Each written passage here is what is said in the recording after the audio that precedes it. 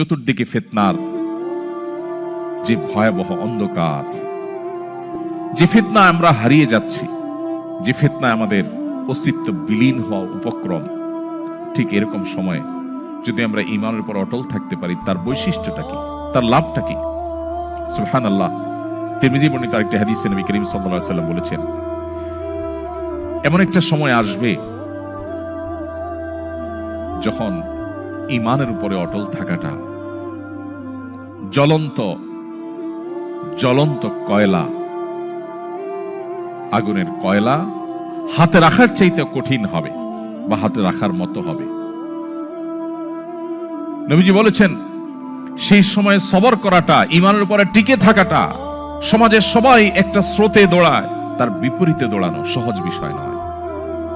কিন্তু এই কাজটা যারা করতে পারবে, নবীজি বলেছেন তাদের কাজটা কষ্টসাধ্য এতটাই যে জ্বলন্ত আগুনের কয়লা হাতে রাখার চাইতে বা রাখার মতো কষ্টের, কিন্তু এর বিনিময়টা আবার সেরকম ঈর্ষণীয়।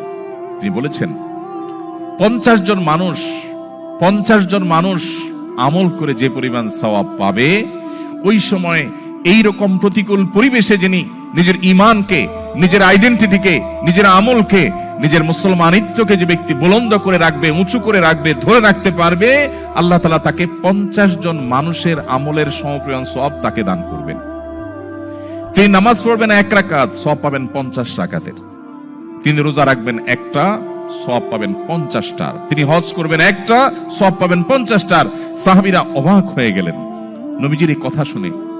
তখন তো সেরকম কোনো পরিবেশ ছিল না, ঈমানের জন্য অনুকূল পরিবেশ ছিল মদিনাতে।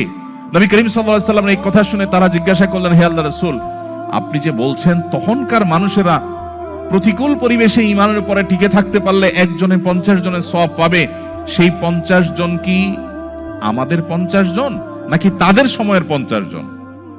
নবীজি তখন বলেছেন, আরে না, তাদের সময়ের না, তোমাদের মতো 50 জনের সওয়াব তারা পাবে। আল্লাহু আকবার। সাহাবায়ে কেরামের যে মর্যাদা, সেটা নতুন করে বলার অপেক্ষা রাখে না।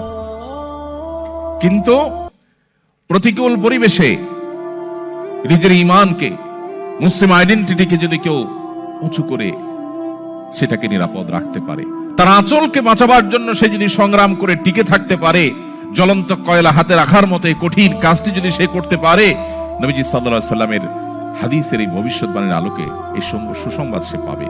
আল্লাহ তাআলা আমাদের সবাইকে শক্তিশালী ঈমানের অধিকারী হওয়ার মধ্য দিয়ে এই প্রতিকূল পরিবেশে আমাদের ঈমানকে, আমাদের আইডেন্টিটিকে, আমাদের ইসলামকে আল্লাহ তাআলা সেফ এবং নিরাপদ রাখার তৌফিক দান করুন। সময়